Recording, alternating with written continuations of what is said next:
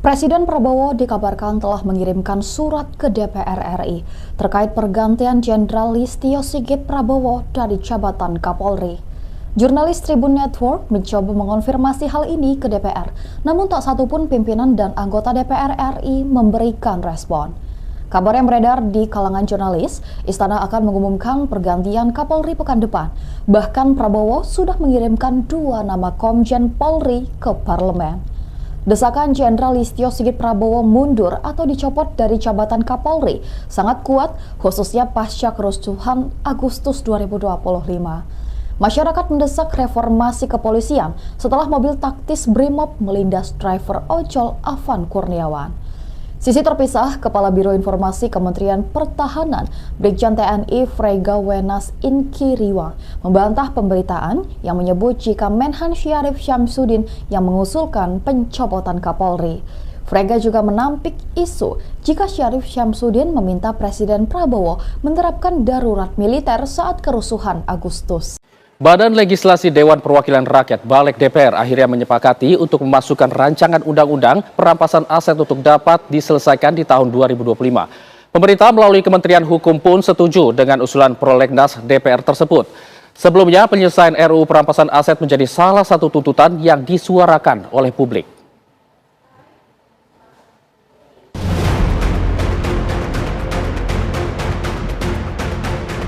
Rancangan Undang-Undang RUU Perampasan Aset secara resmi diusulkan masuk dalam program legislasi nasional tahun 2025 setelah dilakukan perubahan. Dalam rapat yang digelar bersama Menteri Hukum Supratman Andi Aktas di Kompleks Parlemen Senayan, DPR RI menjadi pihak yang mengusulkan RUU Perampasan Aset untuk dapat segera diselesaikan. Menkum Supratman menyatakan pemerintah setuju dengan usulan DPR tersebut. Jadi RUU tentang perampasan aset, terima kasih karena pemerintah juga sebenarnya sudah siap dan hari ini kita harus memberi apresiasi yang luar biasa kepada DPR karena memenuhi janji untuk mengambil alih penyusunan draft RUU tentang perampasan aset. Nanti naskah akademik maupun juga materi RUU-nya kita boleh saling sharing nanti.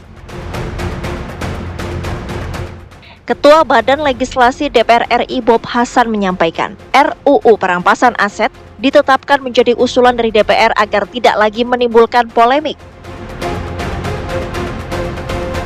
Dan ini tetap sebagai inisiatif DPR. Ya. Jadi perampasan aset tidak ada lagi perdebatan di pemerintah atau apa, tapi di DPR. Dan itu masuk dalam tahun 2025. RUU Perampasan Aset menjadi salah satu poin yang disampaikan dalam tuntutan publik agar dapat segera diselesaikan. Meski hanya tersisa 4 bulan di tahun 2025 ini, DPR bersama-sama dengan pemerintah yakin dapat menyelesaikannya. Tim TV One mengabarkan.